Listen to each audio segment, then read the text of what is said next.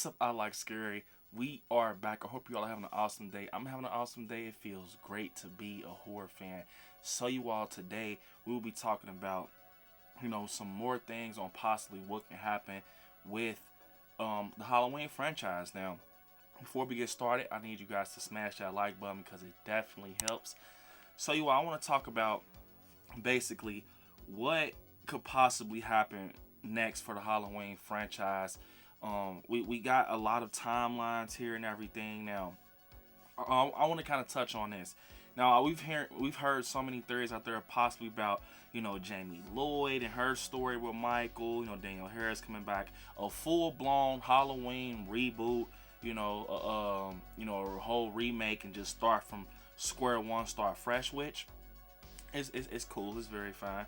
And I want to talk about something I haven't been hearing a lot of people talk about. Now, I think this will definitely work depending on, who picks up the license and do they love this story or do they want to take off from another story. I think that this will definitely work. Now, Halloween 2, you all, was a direct sequel from Halloween 78. Literally the same night. We got Laurie getting pulled out on the stretcher, her getting took to Haddonfield Memorial Hospital, and we got Michael also, following her.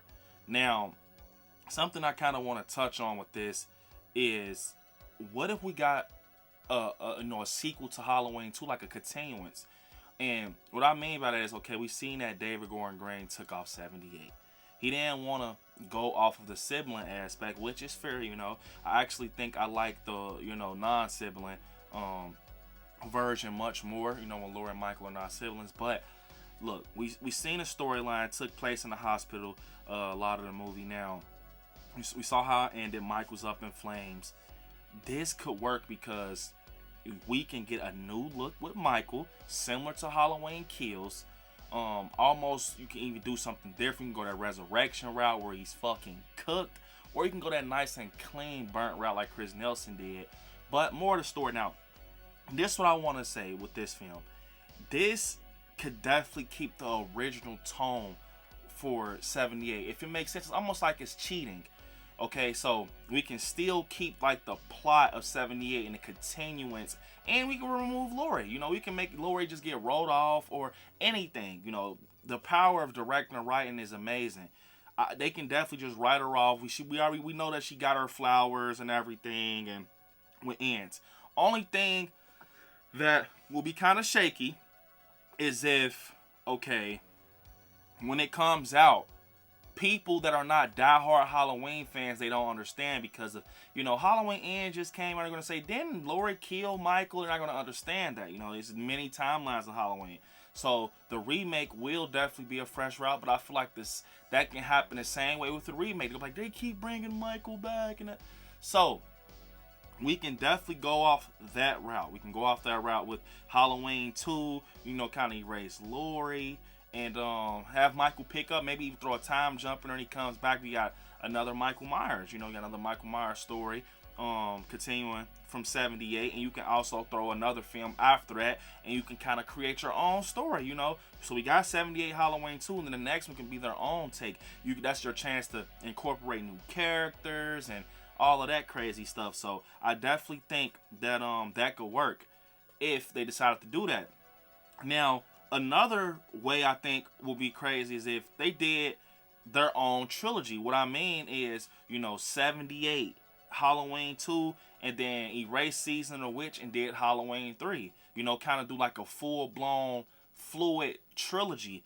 Halloween 78, Halloween 2, and then Halloween 3, Michael's actually in it and it's continuing the story, and then close it out. Similar to what David Gordon Green did, You can kind of have it set all in one night, or you can do a big time jump and Michael comes back that following Halloween. Something else I want to touch on that can possibly happen that is very interesting is, okay, we seen that Corey Cunningham actually died. They said he died. Michael snapped his neck. But I want to know this, and you guys comment down below in the comments, if Corey Cunningham actually, got his neck snapped, but he had the evil inside of him from Michael Myers, is that technically, kind of giving him a second chance, you know, with just being evil. Maybe similar to Michael. Maybe he did survive it. And I think that's really, to be honest, that they did that on purpose. You know, Blumhouse kind of keeping that door open just in case. I know they said they were wiping their hands with ends and everything, this, you know, this trilogy, but it's so weird. They showed everyone else's body. They didn't show Corey's body, man. They didn't even touch on it. They just know, you know, Corey died. But that's just me. And we seen that Allison basically at the end got a fresh start. She takes off and she leaves Haddonfield, almost like she's going on her own journey, creating her own story. Now, this is the one I think is very interesting. She's creating her own story. She's branching off, doing her own thing. Laurie Strode is back in Haddonfield, and what does she have? She has Michael's mask, almost like she kept it as a trophy, like, hey, I took out the boogeyman, which is fair. So, what you can also do if you decide to bring Allison and Corey's story back, which will be a brand new fresh start, is, you know, write Laurie Strode off. You know, she is getting old. Maybe she died from, like, natural causes or something like that. Or you can do something like this, kind of, I don't know if that's kind of cheesy, like maybe Corey actually comes back for Laurie, and that we don't, you know, maybe, I don't know, Jamie Lee Curtis says she's not doing any more Halloweens, but maybe we can get her in there for like 10 minutes, like similar to Resurrection, and Corey kills her. But I don't know, because I don't know if Corey Cunningham killing like a legacy character like Laurie Strode, I don't know. Maybe just write her off to be very safe. Anyways, Corey obtains the mask, he gets it back. He zips it up, make him kind of dirty, almost like he kind of transcended into something non-human, you know? Make him look old, maybe his eye, like, that would be so crazy if he kind of took from Michael. I mean, that's too supernatural for me, but you know how Michael has the jacked up eye? What if it's like he's so Michael Myers that even Michael's vision is transferring to him, like the eyes going dead, and you know, he's completely Michael, even the muteness, you know, the mute has transferred over to Corey. He doesn't even talk anymore. He's similar to Michael. You know, that would be crazy. That's just me, you know, playing and fucking around. But what if that happens, you guys, and he comes back and Corey is Michael Myers? You know, he's just Corey Cunningham. And it kind of plays into John Carpenter's original plan with the anthology. We no longer have Michael, like Jamie Lee Curtis said, as the character Laurie Strode. You know, this is her boogeyman. You know, this is her boogeyman. Even Corey's mom said, because your boogeyman, this is just, it's like a Laurie and Michael story. So their story is over. Could we get an Allison and Corey story in the future? Maybe they have to sit down, have lunch one day and say, you know what? Maybe we should continue Allison and Corey's story, you know? I mean, I don't know how you guys feel about that, but I mean, that would be crazy if he obtains Michael's mask. And I think that will kind of make it crazier if Corey kind of, you know, comes back mute and he's just dead on Michael. He's not talking, he's not, you know, verbal, because then it's kind of gonna be in a Scream type category. He has a personality, but I definitely think that it could work. Maybe when Michael snapped his neck and messed up his vocal cords, I don't know.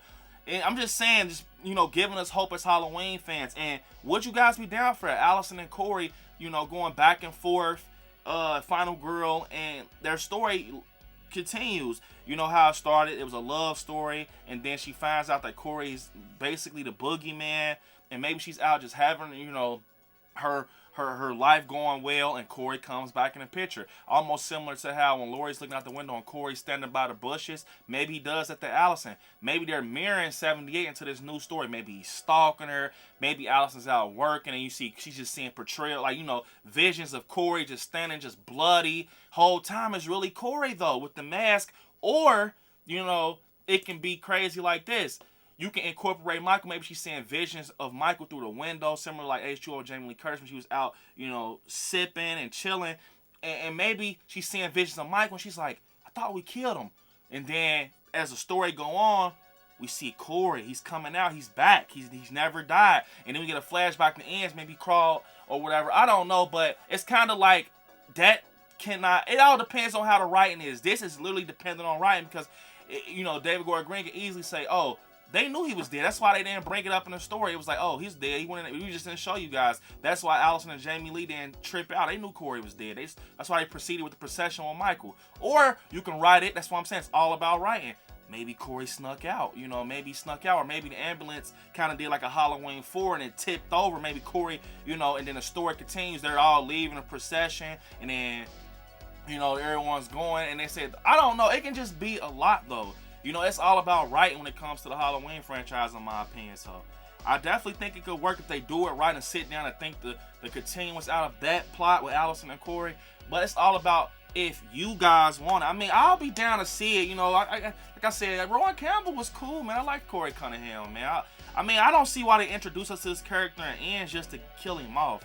But I'm not gonna lie, my number one choice is the Halloween 2 or Halloween 4 with Danielle Harris continuing the Jamie Lloyd story.